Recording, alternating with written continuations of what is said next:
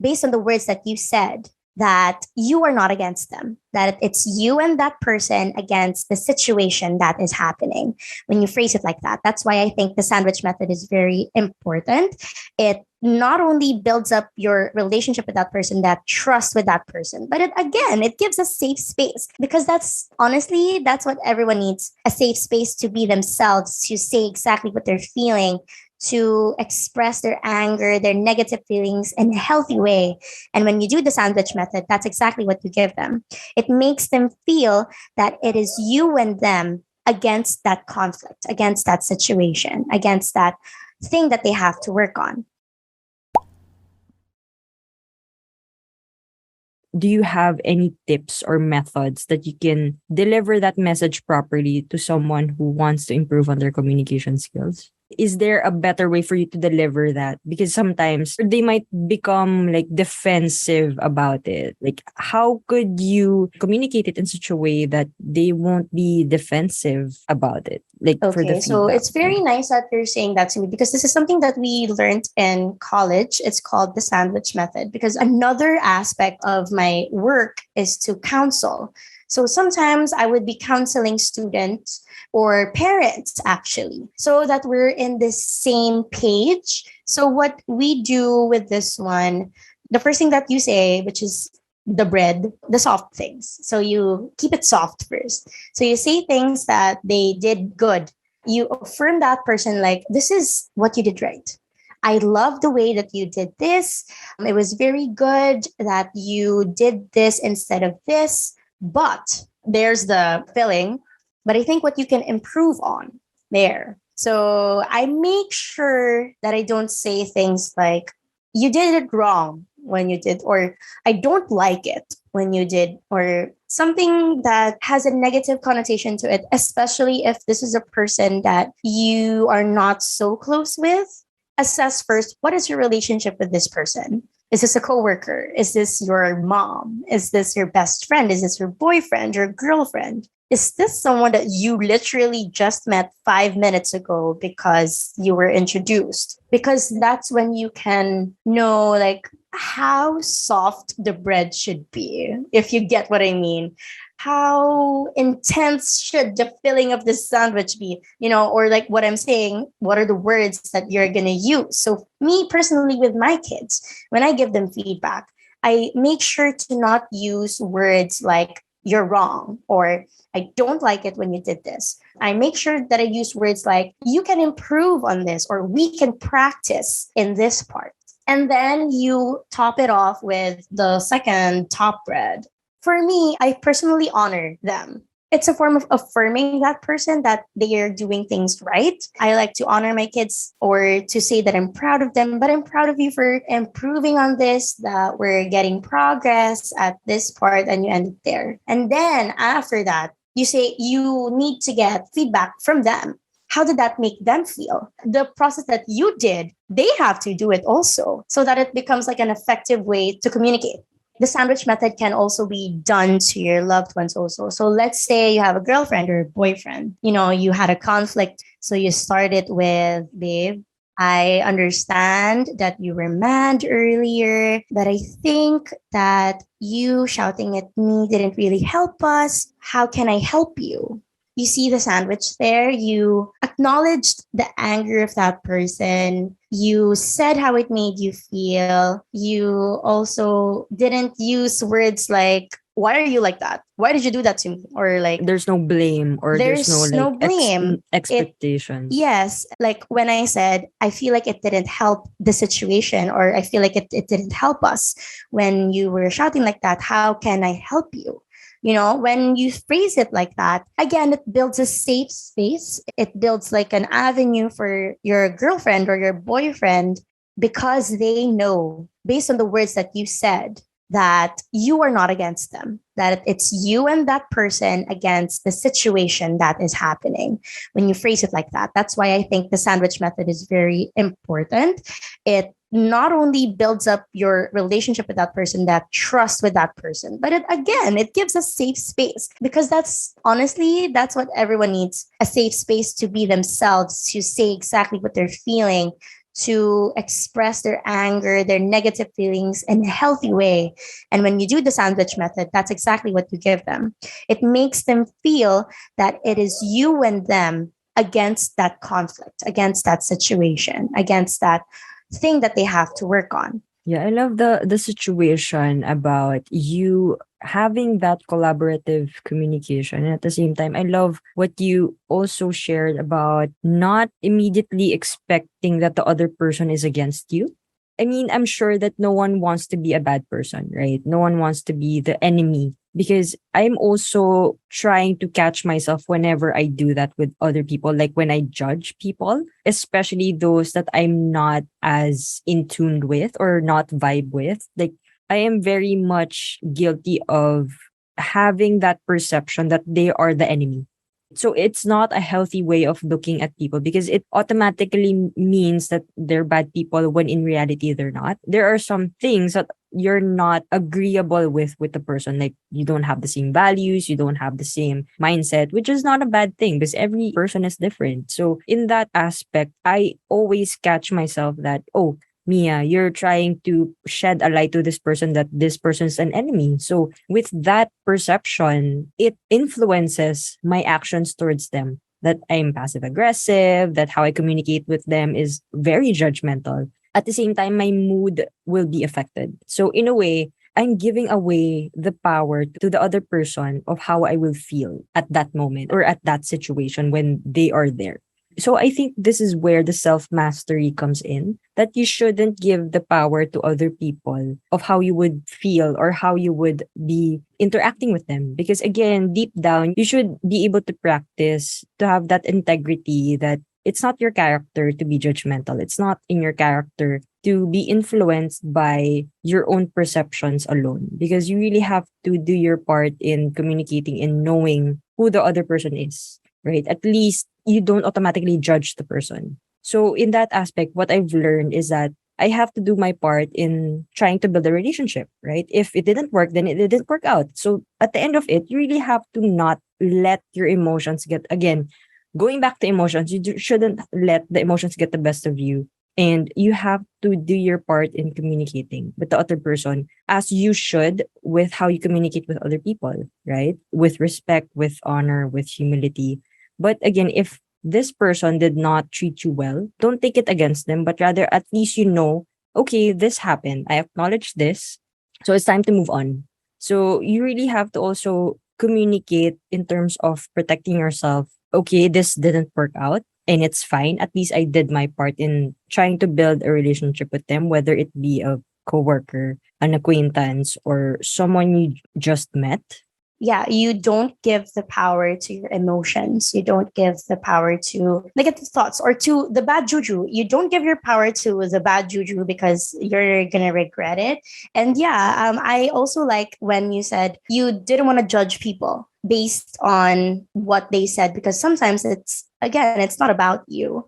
And one thing that I learned on how to not automatically judge a person, even if it doesn't matter what your relationship with that person. For example, that person is very, very close to you. They're shouting at you.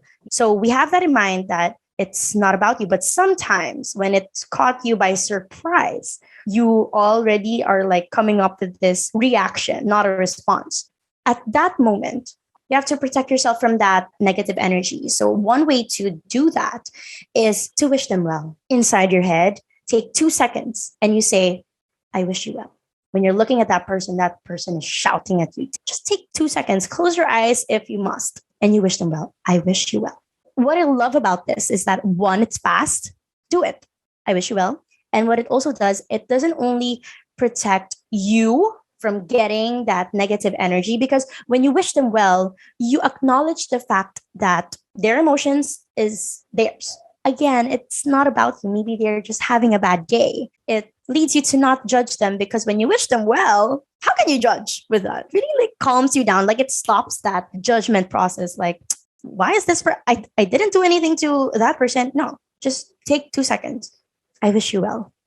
I love that you said that, because I think in a way you're not engaging with that negative energy, right? instead of you allowing that negative energy to be absorbed by you, you in a way put out positive energy to fight back against that negative energy. So you are capable of what type of energy you feed the most or you engage with. Because I think that is the most powerful thing that you can do, especially during that very difficult and challenging moment when you have a conflict with someone or someone who is unable to control their own emotions. At least you have that power to be centered in, okay, this is totally out of my control, but again, I would not engage with this type of energy. So I think that's also one type of communication that not everyone is able to notice.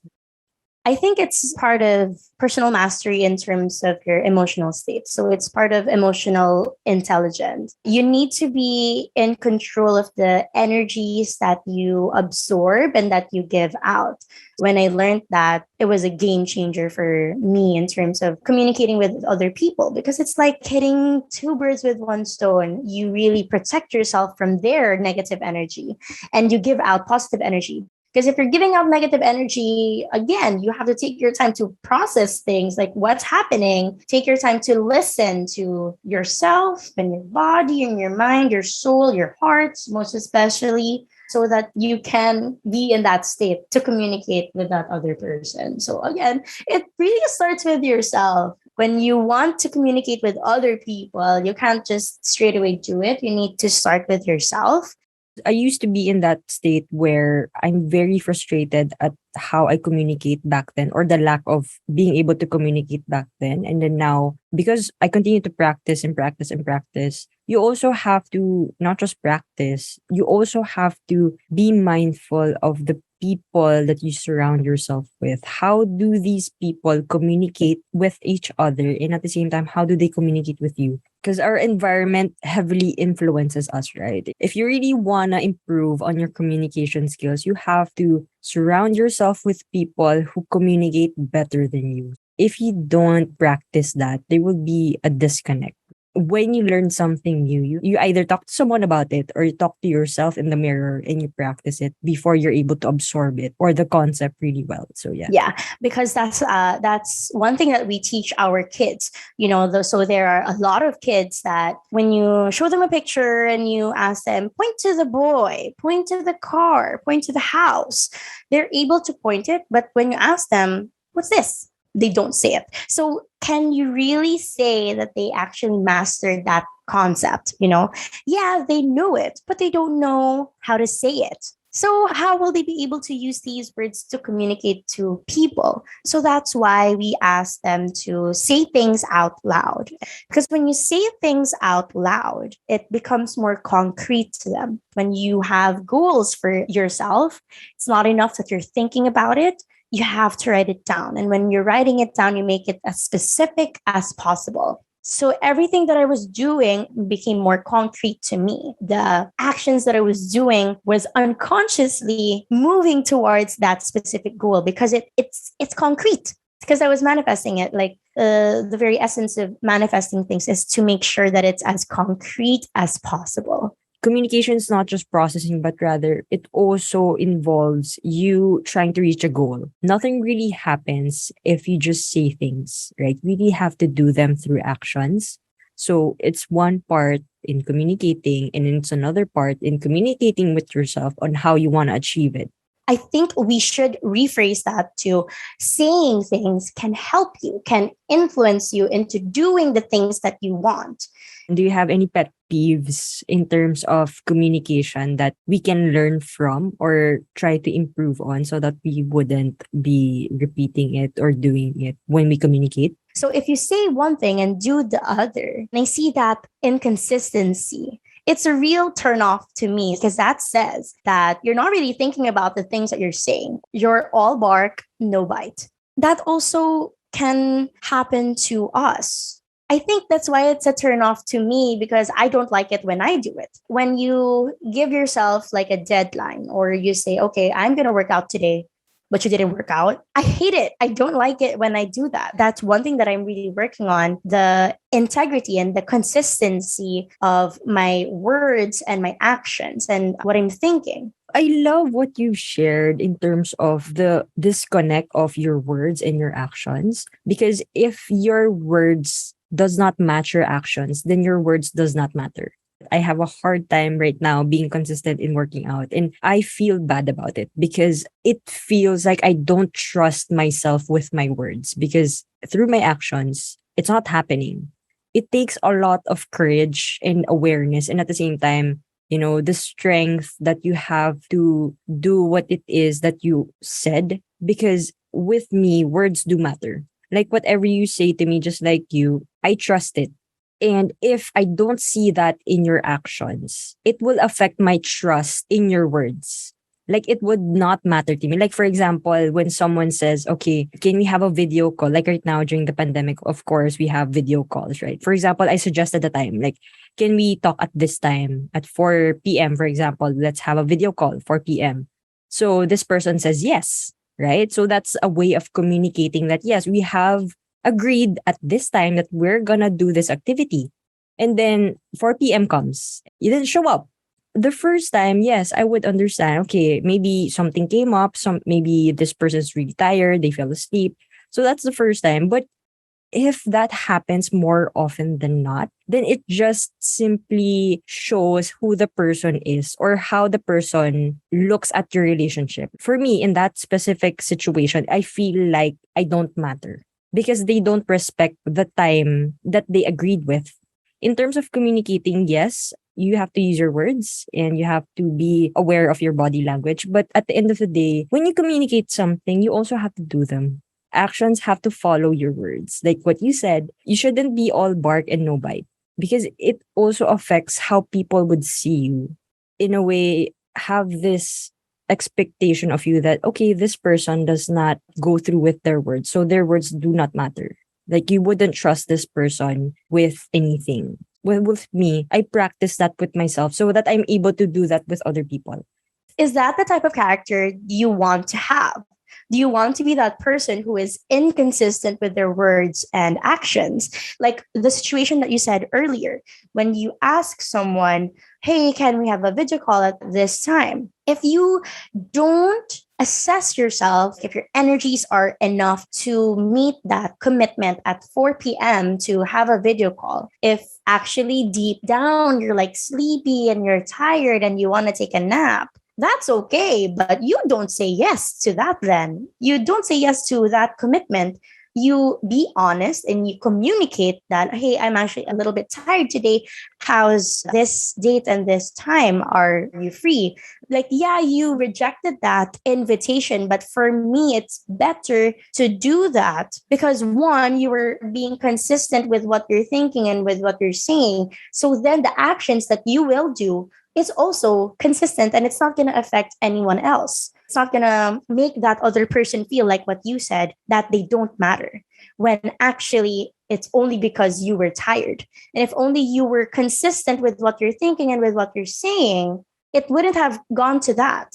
On top of that, when you communicate another time, that also makes them feel that they matter to you because you're actually giving your time to that person. Like, okay, I won't be able to make it today, but how about this one? For me, if someone did that to me, I will really appreciate that person because it says that they know exactly what they're thinking and what they're feeling. And that's what they said to me. But also, they also want to talk to me. They also want to build this relationship with me still because they offered another time. So there's a lot of benefits for just being consistent with your thoughts and with what you're saying.